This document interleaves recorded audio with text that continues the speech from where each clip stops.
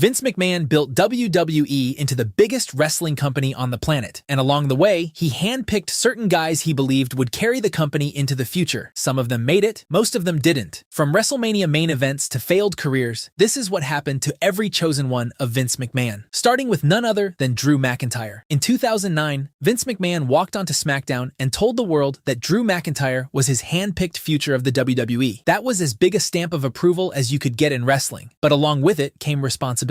McIntyre was only 24. He debuted on the main roster, and Vince's endorsement gave him powers no other mid-carder had. When SmackDown general manager Teddy Long tried to punish him, Vince would overturn it on camera. The guy literally could not be fired, at least on screen. He won the IC title at TLC 2009, had a tag team run with Cody Rhodes, and the sky seemed to have no ceiling. But then, the downfall began. The Nexus attacked Vince on Raw and wrote him off TV. And without that protection, Long stopped taking McIntyre's nonsense. The losses piled up.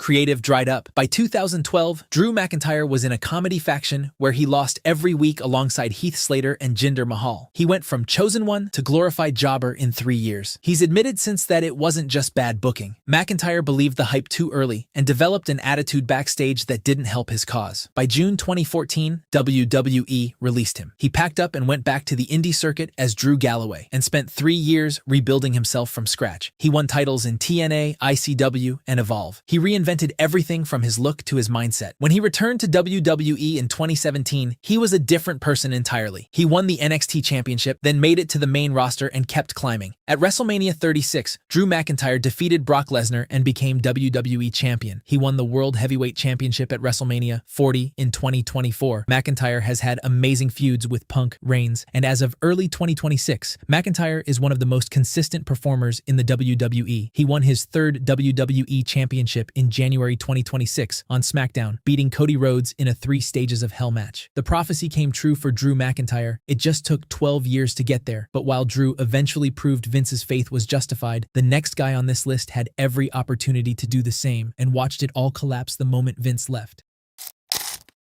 Austin Theory signed with WWE in 2019 and worked his way up through NXT. But what really launched him was a conversation he had with Vince McMahon backstage. Theory recalled Vince calling him in, grilling him about his passion and work ethic, and deciding right then that this kid had something. From that moment on, Theory became McMahon's pet project in a way nobody had been for years. Vince appeared in segments with Theory, gave him career advice, and consistently put him in top segments. It was the kind of treatment that made the entire locker room take notice. At WrestleMania 38, Theory was in a segment with Stone Cold Steve Austin himself. After this, the accolades kept coming. Theory became a United States champion. He won the Money in the Bank in 2022. He even defeated John Cena at WrestleMania. On paper, this was a generational push, but then Vince McMahon was gone, Triple H took over creative, and the downfall began. Theory botched his cash-in attempt on Seth Rollins and lost. He was paired with Grayson Waller in a tag team without direction. Then in December 2025, he was revealed as the masked man helping the Vision. Where Theory goes from here is genuinely unclear. The talent was always there. What he never had was the ability to connect with audiences without Vince manufacturing it for him. And now that the machine is gone, he's trying to figure out who he is without it. But before Theory, before McIntyre, there was one man Vince handpicked to be the next Hogan. By 1993, Hulk Hogan had left WWE and Vince McMahon needed a new all-American hero fast. He landed on Lex Luger, a physically imposing specimen who had been a decorated champion throughout the late 80s. Luger actually came to Vince's orbit a year earlier when McMahon launched the World Bodybuilding Federation, a side venture that went nowhere and lost a reported $15 million. When the WBF folded, Luger crossed over to WWE and debuted at Royal Rumble 1993 as the Narcissist, a vain, arrogant heel who posed in front of mirrors and used a steel plate in his forearm as a weapon. Once Hogan was out, Vince flipped a switch. On July 4, 1993, in one of the most memorable moments of that era, Luger arrived by helicopter on the USS Intrepid and slammed the 600-pound Yokozuna. The Lex Express was born, a red, white, and blue bus that toured the country as Luger campaigned for his shot at the WWF Championship. Vince was all in. This was his guy. The problem was that the fans weren't all in. The cheers were there, but they were manufactured, not organic. Bret Hart, who was being kept out of the main event picture to make room for Luger, was getting louder reactions. McMahon even admitted it years later in his Netflix docuseries, saying they put the entire machine behind Luger and it still didn't work. He was nowhere near Hulk Hogan. At SummerSlam 1993, Luger got his shot at the title. He defeated Yokozuna, but by countout, meaning the belt stayed with Yokozuna. According to Bruce Pritchard, Vince had held the title change off because Luger wasn't drawing the way he'd hoped and wanted to save the moment for WrestleMania 10 at Madison Square Garden. By the time WrestleMania arrived, Bret Hart had become too popular to ignore and won the title instead. Luger was done as a main event act. He spent the rest of his WWE run in the mid-card and quietly faded into the background. Then in August 1995, his contract expired and he left without telling Vince. 1 week later, he showed up on Nitro, in what became one of the most shocking moments in wrestling's Monday Night Wars. Luger had more success back in WCW, but his personal life was unraveling. Substance abuse issues followed him for years, and in October 2007, he suffered a spinal stroke on an airplane that left him nearly quadriplegic. Doctors described his condition as close to permanent. He couldn't move his arms or legs. His life as he knew it was over. But what happened next is actually the most remarkable part of his story. Diamond Dallas Page took Luger in and put him through years of yoga rehabilitation. By February 2025, Luger could stand up from his wheelchair unassisted. Vince McMahon's chosen one never won the title. He left the company without saying goodbye. He nearly lost the ability to move entirely. And somehow, at 67 years old, his real-life fight is more inspiration than his wrestling career ever was. But while Luger's character was of an all-American hero, this next chosen one of Vinnie Mac was dominant foreign heel.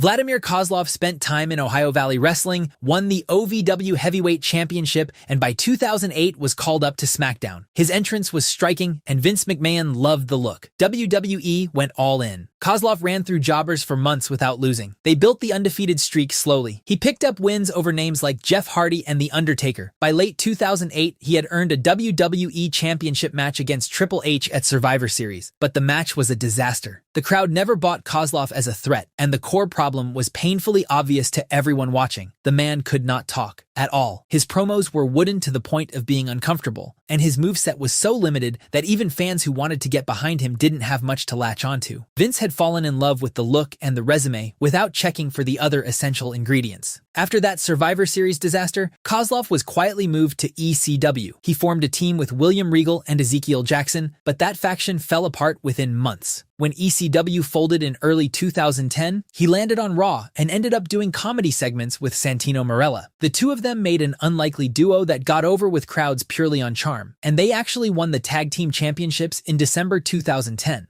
But everyone knew what it meant. Kozlov had gone from Vince's monster main eventer to a goofy sidekick in 2 years. He was released in August 2011, but Kozlov's post-WWE career has been more interesting than his wrestling days. He transitioned into acting, with stuntman roles in John Wick 2 and Fast and Furious 6. He also works in business and production in Miami. He showed up briefly in Impact Wrestling in late 2023, but his in-ring days are far behind him. However, around the time Vince was running the Kozlov experiment, a certain Irish powerhouse would catch his attention. Sheamus debuted on ECW in 2009 and was barely on anyone's radar. He almost didn't make it. Early on, WWE management told him to improve or he'd be released. But then something clicked. Sheamus debuted on Raw and started running through the competition. He attacked Jamie Noble, Jerry Lawler, and anyone who looked at him wrong. At TLC in December 2009, just 166 days into his main roster career, Sheamus beat John Cena in a tables match to become WWE champion. He was the first Irish-born world champion in company history, and he had done it faster than almost anyone in the history of the title.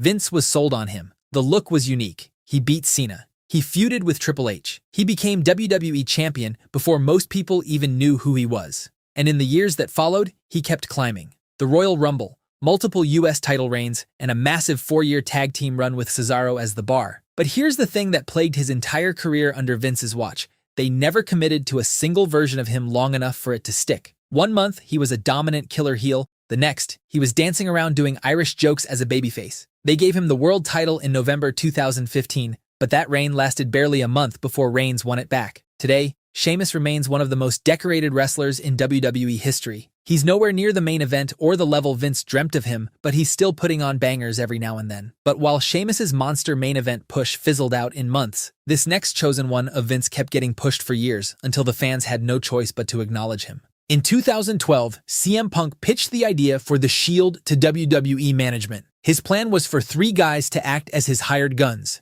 Dean Ambrose, Seth Rollins, and Cassius Ohno. Instead, Vince replaced Ohno with Roman Reigns, and The Shield was born at Survivor Series 2012. For 2 years, the trio was the most dominant force in the company. Reigns specifically stood out as the powerhouse, the physical centerpiece of the group who annihilated opponents with spears and powerbombs. Vince watched all of it and made a decision to make Roman Reigns the next face of the company. After the Shield broke up in 2014, Reigns was immediately launched into the main event. He won the 2015 Royal Rumble, was put in the WrestleMania main event against Brock Lesnar, and became WWE Champion multiple times over the next several years. On paper, it looked like a massive success, but in reality, it was one of the most polarizing runs in wrestling history. Fans rejected the idea of Reigns as the next John Cena, booing him out of buildings while simultaneously cheering Daniel Bryan and Seth Rollins. The harder Vince pushed, the louder the boos got. This cycle continued for years through world title reigns and Mania main events. But when Reigns returned in 2020, something was different. Paul Heyman took over as his manager,